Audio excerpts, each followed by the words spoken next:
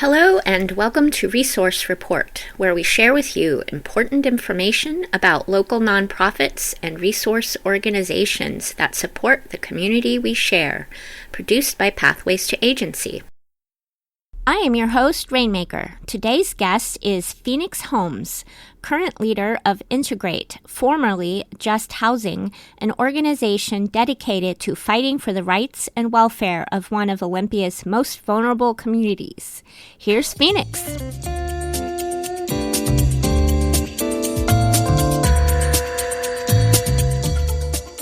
I am here at Chaos Radio Station with Phoenix Holmes, and we are going to discuss some interesting topics around organization that supports the homeless. How are you doing today, Phoenix? A wee bit a little tired, but I'm okay. I'm still recovering from cancer. Today is one of the slightly better days, but the best thing I'm going to say as a little side note, to all those who are of the cancer awareness and cancer survivorhood, we are sisters and brothers. We can do this, and it's just one step in front of another. So I had to say that as a little hurrah towards everybody. Definitely. I've even heard from a couple of people I've known who have struggled with that fight and have actually won. So don't lose hope. Very much so. Okay. So I am understanding that there has been an organization in the past called Just Housing, and it had a development that it went through that it transitioned to another organization called Integrate, and that you have been doing a lot of work with that. Can you give us a little understanding and insight about that? Just Housing at first was created by multiple individuals in the community, and I say to each of you, thank you for your service that you have done during that time that you were inside of Just Housing. So thank you. So can you explain what Just Housing was and what it did specifically? Just Housing was a grassroots organization that was built and designed to go to legislation and fight for the freedoms of the homeless and family and any underdog individuals. They also did protests. They had fun many of a time going down to City Hall and putting up tents. And we had a good old grand time of having a barbecue and just going in front of the City Hall, telling them that their ugly laws and ordinances against the homeless are just an atrocity to human mankind. And that's just one of the simple things that they would do. Other stuff that they would do is getting donations and many other kinds of materials for the homeless. And then they would also help feed us. They would get other kind of donations towards the encampment, so that way we would have propane and water and all the other supplies. They were human. They gave us hugs. And even in the middle of all the struggle of all the laws and all the chaos around us, just to know that somebody was out there fighting for you was invaluable.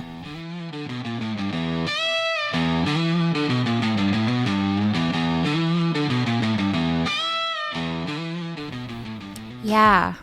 Thank you for sharing that. So I remember previously when we first spoke at the Power Community Dinner, I remember you saying how leadership from Just Housing had some unexpected life changes and they needed to step away. And then that was when you started taking on Integrate. Yes, it was due to that shift change. Our leadership needed to do other things, and when the shift change happened, we shifted the name from Just Housing because it was not just housing anymore. When the new community came together for our new name, we decided integrate, because we're not just asking for just housing. We are asking to be part of the community, to integrate back into it, to be surrounded, to be loved. And so we decided that was the new name, because we wanted to show the community a new foundation, a stronger one, and have that compassion be shown in our name. It takes everyone to make a community, not just some. Yeah. So you have taken on the mantle of bringing Integrate together. Is that right? Yes. It was a little on the side of scary, I might add. But it was necessary because many of a person didn't have the time or resources yet. And so I decided I'll just step up to the plate for now until... So what is the timeline for the inception of Integrate? When did you get started with that? About 7 years ago. Yeah. So that's a lot of time that's lapsed from then until now. So can you tell me some things that Integrate has been able to achieve and work on 7 years ago, and then how has that journey played out up until now?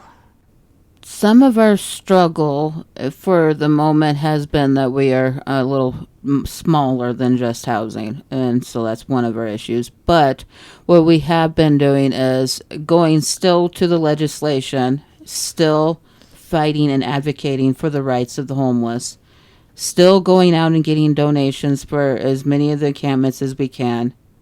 We are still fighting the good fight of trying to give hugs out as best as we can, and tears too. Just a faithful companion for now until we have the strength to move a little bit stronger in legislation, because we need to stop these ugly beggar ordinances.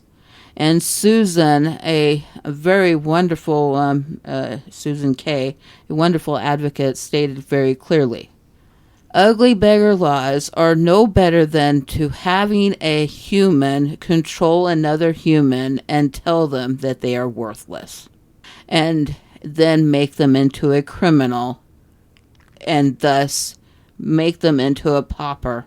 And this ugliness that we are doing against our mankind and our family members is nothing but cruel and inhumane treatment and punishment, which they have no rights to do against us, because all we are lacking is a residential address, and that's not right.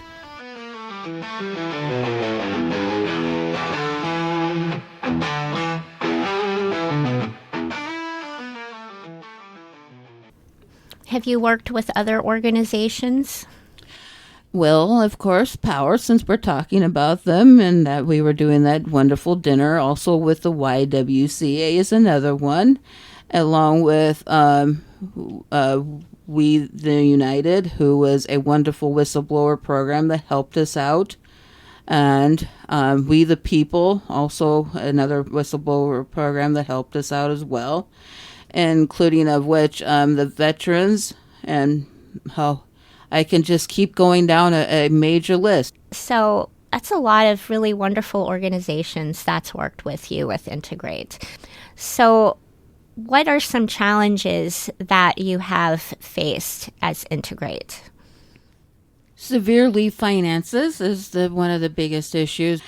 The library is one of our other supporters into our cause, because they have the wonderful program of the $44. And I must do also another hurrah out to the library system, because without them helping many of a student or advocate out there, we would not have our system to being able to go get our flyers and many other agency needs to be met, especially because you have just given us the resources of the internet, computers, and of course that $44 to print things. Grateful we are. So that's just one of our struggles, but I can say to you, we try. So what are the largest barriers that you have come across in the work that you are doing? First is hatred. That is the most and highest situation possible. I recall myself specifically, I had a little wagon with all my possessions in it, and this people literally took their soda and out of derision started laughing at me and overturned everything and started kicking me down, and I was literally with not much on my back. I hardly had any clothing, and they took their soda and poured it all over me and poured it all over my possessions and kicked it all over, and then decided to proceed to call the cops on me, saying that I had littered the whole entire pavement, even though they had littered it and it was my possessions. And so the police officer came and actually gave me a fine for littering, a criminal fine for littering, even though it was my possessions that they had taken and destroyed out of their malice and their hatred. Wow. That's intense. Wow. And you're not the only one who faces this kind of experience. Many homeless people around here face that experience. Is that right?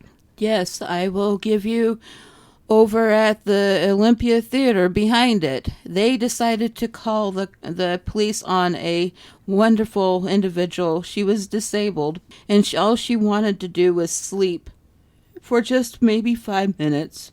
It is somewhere a little bit warm for a brief moment, and they called the cops on her. And when they arrived, they pulled her roughly, and started just dragging her along the pavement and hurting her legs and making her turn bloody. Meanwhile, she was sobbing, saying, "What did I do wrong? What did I do wrong? What did I do wrong? Please stop." And all of us advocates that were watching, we were trying everything to get the police officers to stop and hand her back to us. And they said, "Well, no, we're hauling her way to the jail for criminal trespass." And we're like, "No, all she was doing was sleeping for a moment. Leave her alone, please." And she was just sobbing, "Help me, please, help me. I don't know what I did wrong. Please help me." How can you face that?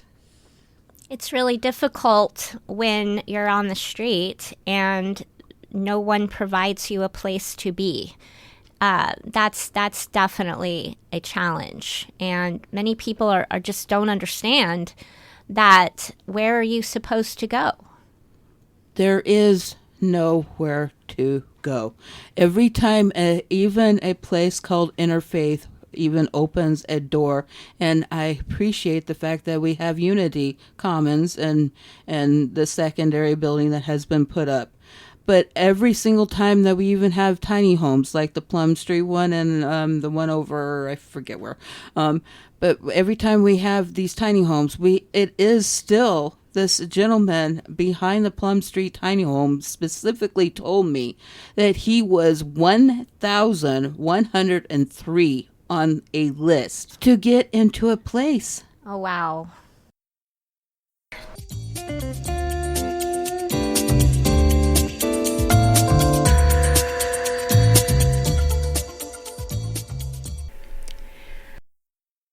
What other barriers have you experienced?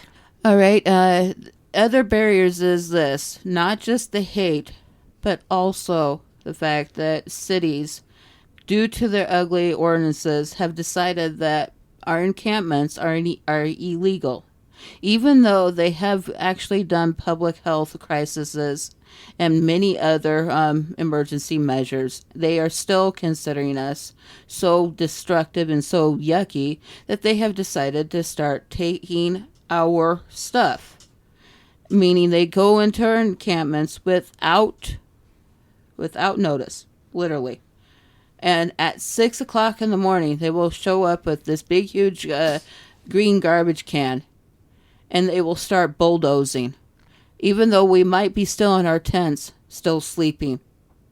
Some of our people are in wheelchairs, and they will literally destroy our ADA equipment.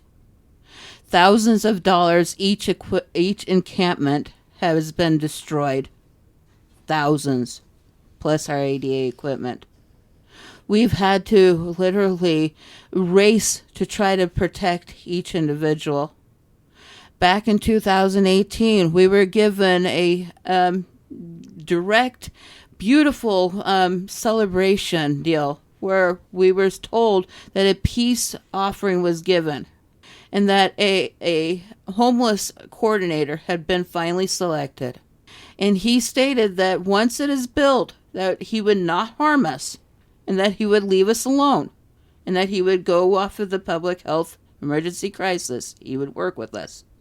But then, that very night that we were celebrating, having pizza, having our voter rights being written down on voter registration cards, we were getting all that done, having fun, thinking we were actually finally being treated human. We get a phone call from one of our census takers because they were also doing census at the time. And the census gentleman says, "Oh, the police have arrived at encampments all around the whole entire city. And we're getting phone calls all over the place. Well over 15 of them. And they have surrounded all 15 encampments. And they have literally started destroying every single one of them and are bulldozing. They are literally bulldozing right now while you guys are having pizza and celebrating. They are destroying your stuff. And we start piling out of they're trying to do everything we can to stop them, and they literally prevent us from going back into the campus to even stop them and grab our stuff. They betrayed us that day. They just wanted to just destroy all of our hopes and our dreams and there was nothing we could do. Nearly 250 people that night. They all stood downtown at the warming center with nothing except for the clothes on their backs now. And that was it. How can you even pick up and move forward in any kind of assistance program like that? So somebody didn't get the message? No, they purposely did it. It was the directive was to actually have us celebrate. Wow. And the directive was to actually bulldoze as we were celebrating. And there's evidence of that? Yes. And you have that evidence? Yeah. Can you share about that? I'm just going to tell them that I have a witness statement. Here's one of them. So I'm looking at documentation of the Olympia survival bands. February 13th, 2013. Stephen Buxbaum, the former mayor of Olympia, Washington, placed quote-unquote unsightly beggar ordinances, as they were called, before 1970 against the homeless family. And then the ordinances that are listed with Olympia's survival bans. This is the legislation that Integrated is currently fighting. And one in particular I'm looking at, 9.16.180. And then there's another ordinance, 18.50.040 and 16.06.030, and then 10.16.030. And so these are ordinances that make it so difficult to find a way forward. And what we are working on doing is finding a way to overcome these challenges to be able to have these people integrate back into society and move forward in their lives.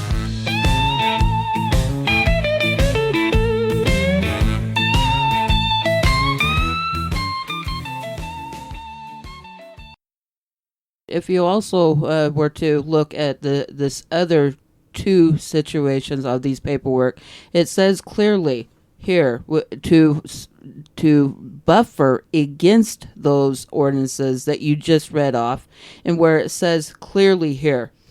There are appeals. The appeals court states that people who live in tents have the same privacy protections as those in houses. This is written by Heidi Groover, and this was October 11th on 2017.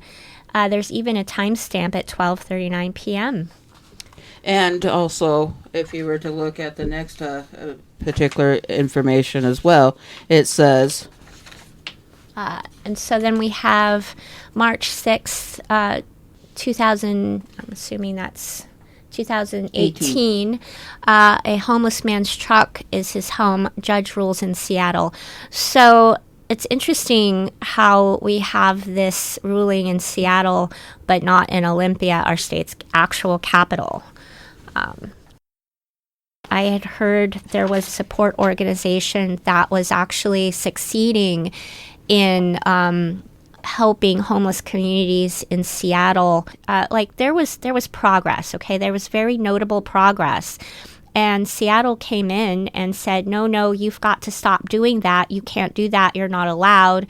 It is illegal for you to go in and do this work that you are doing that's actually making a difference. That's our job. And then sent that organization away. And then the situation just got worse, and they didn't help anything after that. The organization was Homes Not Handcuffs. Homes Not Handcuffs, okay. But it was, their motto was that you do not criminalize anybody whatsoever, period.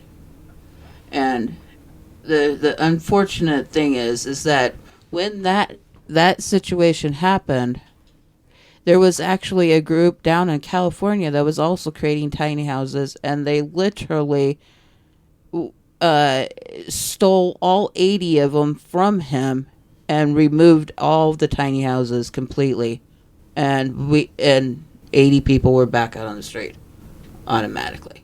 So, all of this gives one the impression that the government, whether it be city, county, or state, or federal, there's like an unspoken conspiracy against homeless. Yes. We had June 4th of 2018 where we had our public health crisis declared in Thurston County for our homeless family as well. Yet Ty Mincer, who was supposed to be the commissioner over the situation, when he was asked and commanded to go to maybe the Red Cross and get help for us, he didn't do a darn thing. He just sat there and then lied to us, saying, I did everything. I did this and did that. I got a mitigation camp going. No, you didn't. It was just housing, myself included. And I ended up on August 1st of 2018, go to court and actually protect that mitigation camp from being closed down. And we managed to make it survive all throughout this time. But every single time we had anything going for us, they literally turned around and betrayed us all over again. Including of which the date that they had done that horrible travesty of betrayal against us was January 25th and 26th of 2018. And where Anna Schleck, Jim Cooper, and Steve Hall betrayed us. They were Olympia City Hall council member slash council employees. And I'm going to tell you this. Jim Cooper commanded Anna Schleck to do these atrocities to us. And Anna Schleck just sat there and took all of the voter registrations and stole them and dumped them in the trash. And so when we actually went back to find out where we could be able to do our voice, she literally told us that she didn't have any of it and tried to flee from me. How did you find out that they were thrown away? She told me specifically right in front of Tyler Gondol of Just Housing, myself and Art Goddard and many others, that she had taken them all and thrown them in the trash. All of our voters' registrations, our voice was taken away from us. Our rights as citizens to help our community was taken away. 893 voter registrations.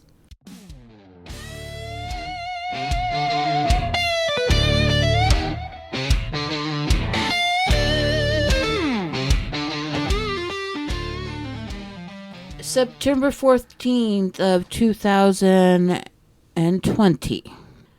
I and 15 others were inside of an encampment in Tumwater, off of Tumwater Boulevard, next to Quincy Inn. It was a hobo camp that had been previously been used by us many of a time, and it was a beautiful location of 32 acres, and it was so beautiful because that could have been dreams. By the time that, if 20 all the way until now, if we had been allowed to continue, do you realize how many tiny houses we could have been building and dreams that we could have built into this situation? And on top of that, herein lies the beauty of that they actually stated to us. We were the cleanest encampment they had ever seen. Because one of our rules as our nonprofit is that as you were to walk out, we were to take a garbage bag with you. We had standards, and we were following them very carefully because we were going to turn this place into a family unit tiny house village, which is very rare to get anywhere else in this whole entire state. We were given 4 written permissions. In technicality, we had 5 written permissions to be on a property. To show how much betrayal can actually happen is this.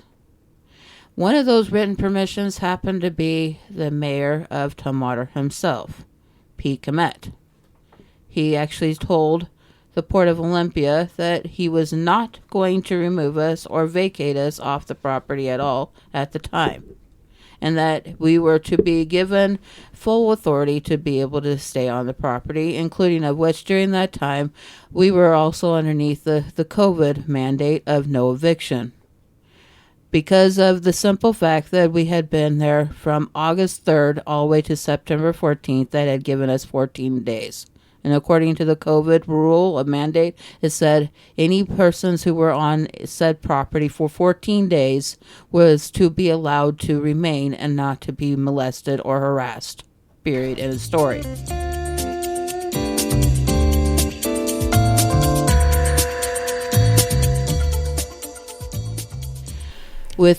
On August 20th, they literally came in with a bulldozer in the middle of the night as we were sleeping and threw a couple of trees on top of us, almost hurting an actual ADA individual who had disabilities.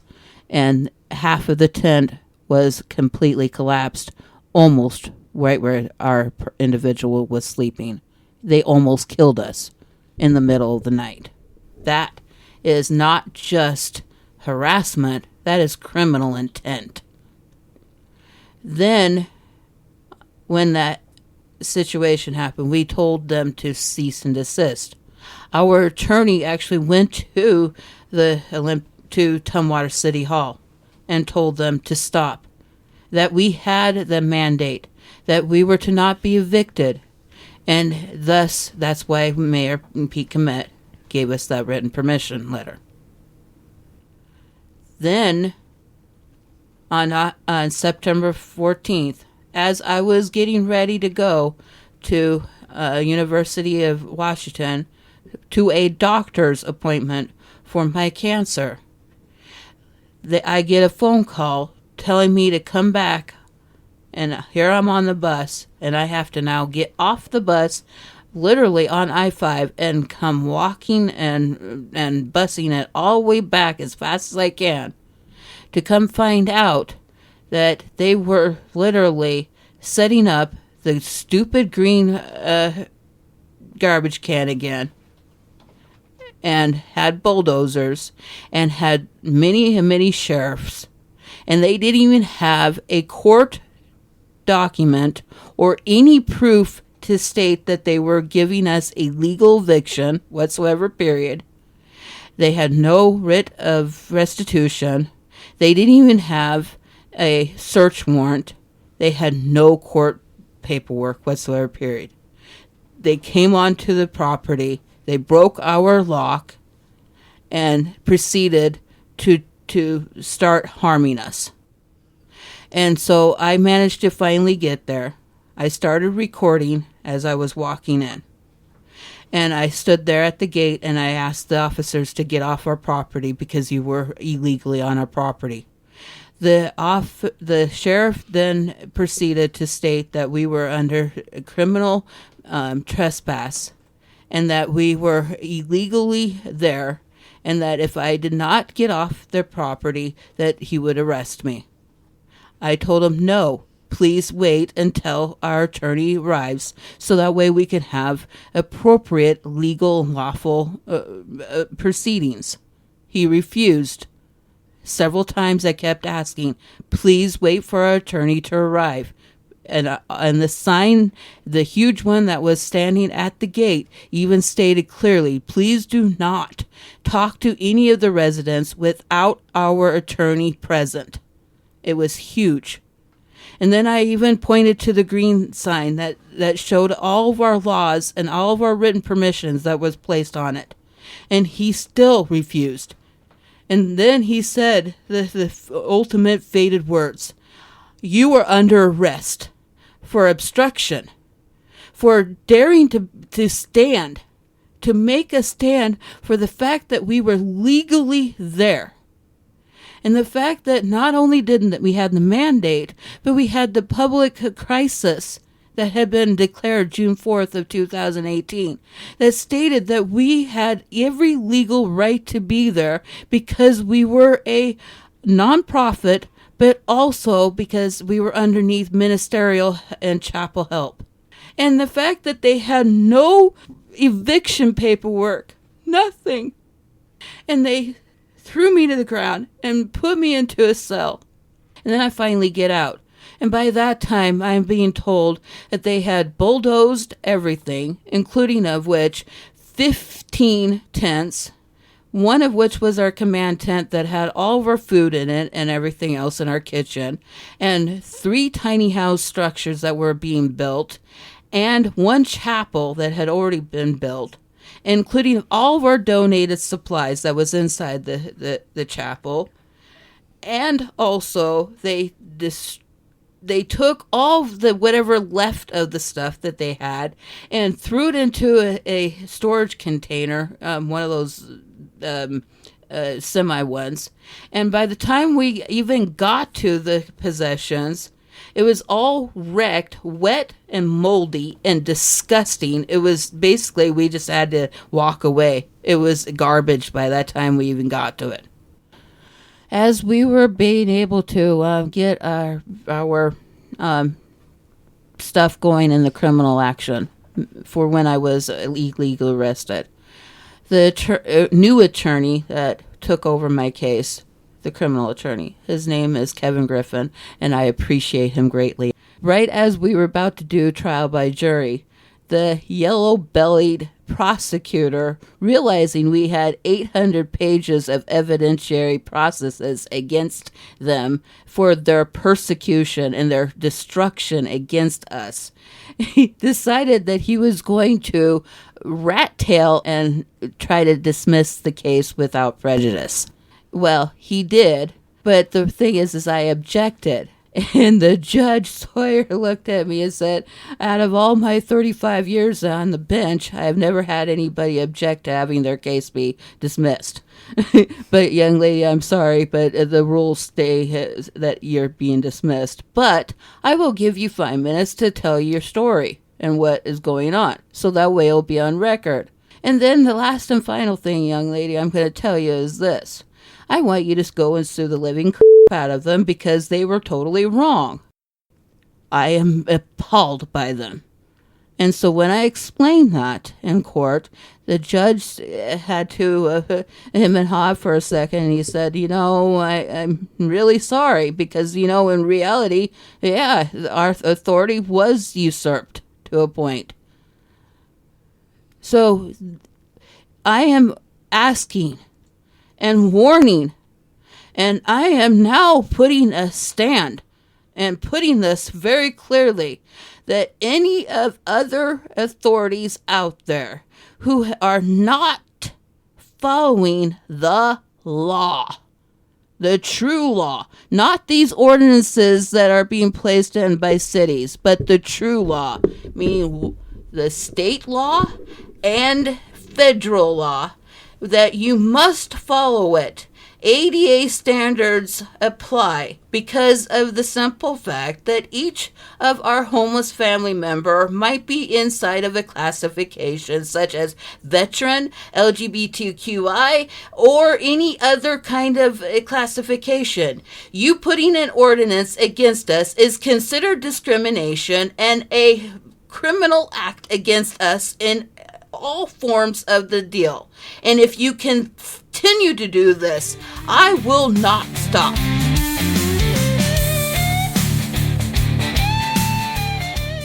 Stress creates mental health. Mental health then creates the need for something of like a crutch. And then that crutch turns into an addiction. And then the addiction turns into depravity. And then depravity into depression. Hopelessness. Mm-hmm. And then they can come in and create the solution. What solution? The solution is going round and round in circle from service to service to service, and then they send you back to the same service you started at. You can't get anywhere. It's a rat race. Mm-hmm. It becomes a horrible circle of dissolution. But Integrate has come up with as a better solution. Okay.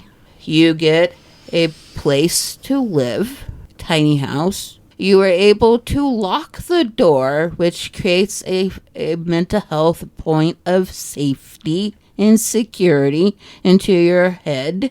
Then from there, you then are able to start relaxing. All the endorphins of the stress is no longer there anymore. Thus, you no longer need the crutches that are necessary. And you can get your life back together and move forward. We can see the light again. We are no longer bound by this feeling of hopelessness. And then finally we realize we don't have to survive anymore. Or we can actually get a job. Yeah. As a responsible citizen. Yeah. And be able to leave our possessions knowing we have a security for that so we can go get that job. And then we have self-satisfaction that we got that job. And thus we don't need those crutches anymore because the self-satisfaction is huge. That's a different endorphin, a whole better one. Mm-hmm. And thus, with that comes then you get, because we're doing our citizen stuff, we're paying taxes now. We are actually helping produce into our community better now. So in retrospect, if you were allowing us to actually get our lives back on track, the track actually works. It's baby step after baby step, but you got to give us the chance, especially the ones who really, really want it. Yes, I know there are poison apples, but you got to work around them. You got to keep moving forward and finding the ones who really, really, really need it and desire it. And even though the people have maybe gone to jail, a second chance is actually good. If I were to need to hire somebody, in reality, I would like to actually hire a felon, because then I know that they've already known what the consequences of their actions will be.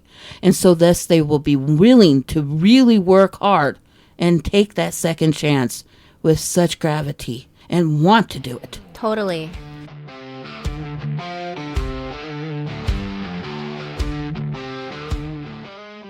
So along with that solution, what are some practical steps? 1, take the first step and ask for help. That's the first and foremost humbling, hardest thing you can ever do in your life is ask for help. 2, trust again. And that I say with great hesitation and great understanding, because I know it is very hard to trust. So all I'm asking you to do is to create what is called a deal of second trust. So that way you are able to get through the systems and all their requirements and as needed. The person that you went to first to ask for help should be your navigator through those systems. So 3, you need to start journaling, because journaling helps you while you're navigating and while you're going through it. And then once you have finally gotten through it all, that journaling allows you to go back and say, whoa, what did I just go through? That is so totally amazing. And then 4, don't be afraid to take the first step into the new unknown. I understand that you are in a comfortable spot where you have been placed so long so that way you can be able to hold yourself in that survival spot. But you need to be able to take the first baby step. I know it's fearful, but you have to make that step and be willing to say to yourself, I want something better, bigger and better. That's what I used to tell my brothers. Bigger and better. Keep looking not down, but look up. You see the beauty. You see life again.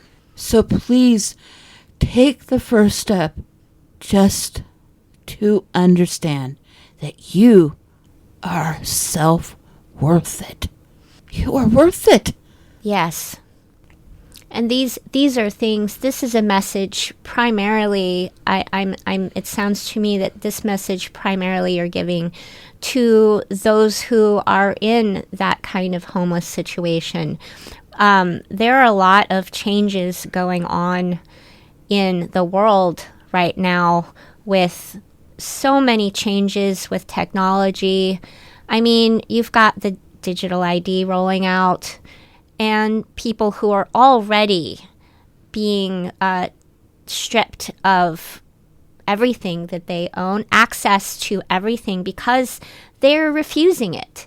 I'm seeing these posts come up from all over the world. The UK right now is very powerfully fighting this.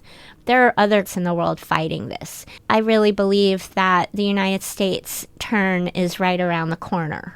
And anybody, I mean, regardless of that happening, there are other situations and challenges that people are going through where you might be next on that list of getting homeless. You know, like there are many people living paycheck to paycheck, and all it takes is like getting COVID for a week or breaking your foot and being out of working for a week, and then bills are not paid, rent is not paid, and you've just lost everything, just like that. You know, people don't realize how easy it is to end up in this situation, you know, and this is where community really, really comes into play, because there's going to come a point where we really are going to all have to come together one way or another. And your advice should be taken for everyone. Everyone should have that. But I think that supporting the homeless communities all over the place is important, because it shows us where the humanity is. Because at the end of the day, it's the humanity that's going to win, not the people who are acting inhumanely.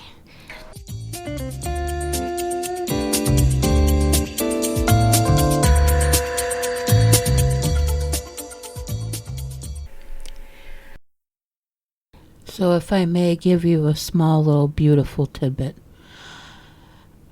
I was sitting with nothing on my back. It was barely two days later after that incident where I had all this stuff still sticking on my body. That soda was nasty, but I was just sitting there behind a bush, shivering in darkness, depression, basically wanting to die because I didn't have anybody left. I was alone. And then this wonderful gentleman sees me. His name is Uncle Fury. And he comes up to me and says, "Daughter, you want to come and eat with me, please?" I look at him and say, "No." Look at me. And he's like, "No, I want my friend to come and actually have a meal with me, please." He picks me up and takes me to the bigger theater downtown. Not Olympia, the other one. And they were having a Christmas dinner. I balk and thinking I'm not invited because I'm nothing. And he's like, no, come on. He drags me inside. The lady at the front literally tries to throw me out and him out and say, "She's not invited, she's not on the guest list." And he looks at her and says, "I'm Uncle Fury. You realize anybody who's in that building right now are all the ones that we are here to do an actual charity fundraiser for the homeless. And if I told them that you were throwing out one of the people we're helping, all of us are leaving. So you better do it." And then that's when automatically the manager lady comes rushing over and everything else. He gets me a seat at his table. He treats me like a princess, a queen, the whole entire night. Gives me the best food. And then when it came down to that everybody got a gift, his was a purple blanket. But it wasn't his. Because he turned around, he drapes it over me and says, "Here you go, daughter. I knew it was meant for you." And it was purple. Isn't that one of your favorite colors? Yes. Wonderful. I'm sorry about crying again. But he was so wonderful, and he was so loving the rest of the evening as I got to experience a Christmas. And then he knew that he had to take me back outside to the cold again. But he ended up making sure that I got to the box where they were donating all the clothes and got me better clothes, shoes, and outfitted me so I could go back out, be warm, fed, and clothed. Like Yeshua himself has stated, he recognizes that we give the best we can. We want to love. We want to give you everything that we have. We're humans. We would love to just reach out and say hi. And if you have something in need too, we'll give you the clothes off our back. We'll give you our last mite, our last penny. and say, here, you need 10 cents to get on the bus. Here you go. I needed it for food, but you know what? You needed to get home. Here's your 10 cents. Just even simple stuff. We are willing to give because we know how hard it is out there. Yeah.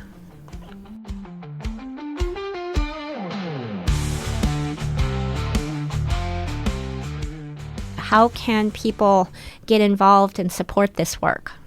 We're struggling on finances is number one. Number two, participation. We would like to have a meeting at Power, and I would like to invite you to come and meet at Power, and we could all come together. I would like to invite all former Just Housing members to come back into the meeting. I would like to invite all the rest of the community who has questions about our homeless situation to also come to our meeting.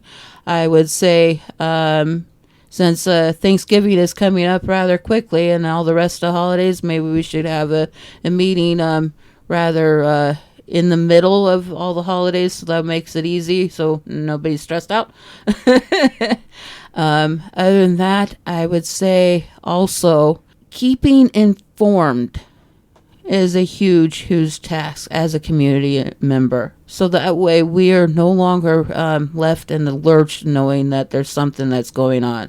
We need to make sure that we are informed of whatever might be happening, especially with our legislators, our city council members, of how they might be causing more cause and effect. And so if we didn't have those who were informed by the community that kept us involved with it, so that way we knew that these ugly laws were going into effect, we were able to thus keep them at bay, so that way they weren't as enabled and put into retroactive effect. So inform is a huge, powerful point.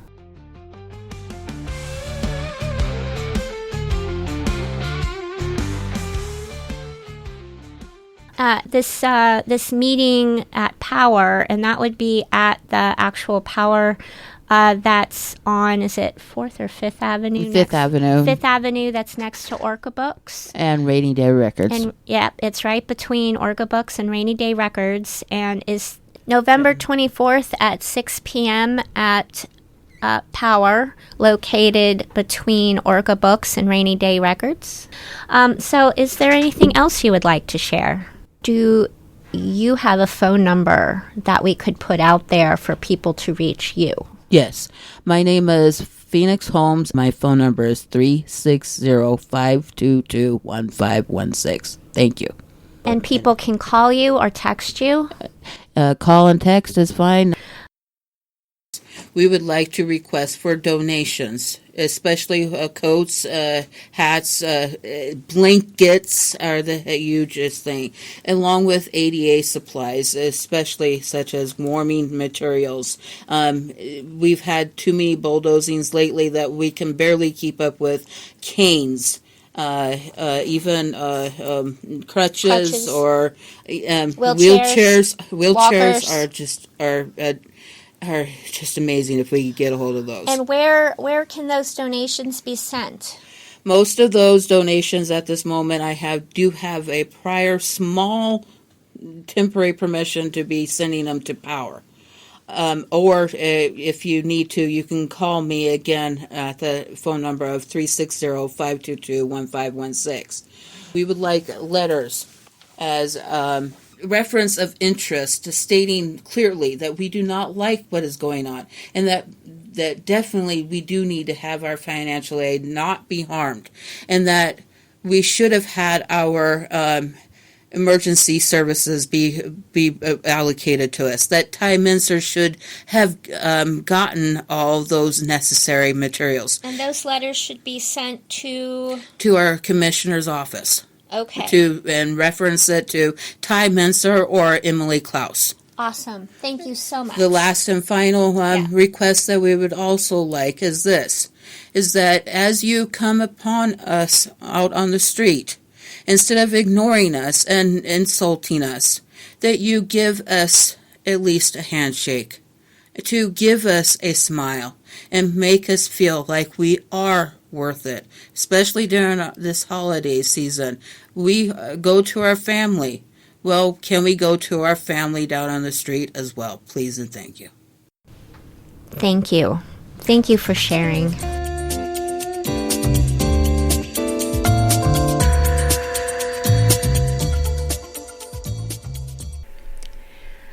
If you would like to get in touch with Integrate, you can reach out by calling or texting Phoenix Holmes at 360-522-1516.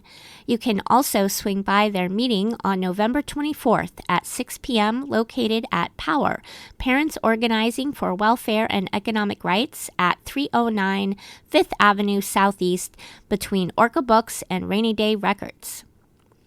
Also, if you would like to know more about the city ordinances mentioned in today's show, or would like to know more about the events shared by Phoenix, you can go to our website where they will be shared with permission to post. The ordinances are stated there, and you can also find them by going to olympiawa.gov.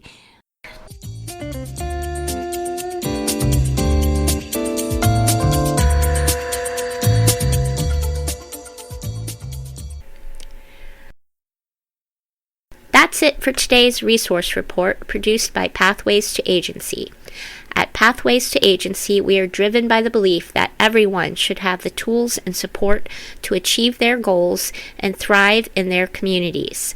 Our mission is to bridge the gaps in understanding, accessibility, and trust by connecting individuals to resources and sharing information and processes that can lead to personal and community growth.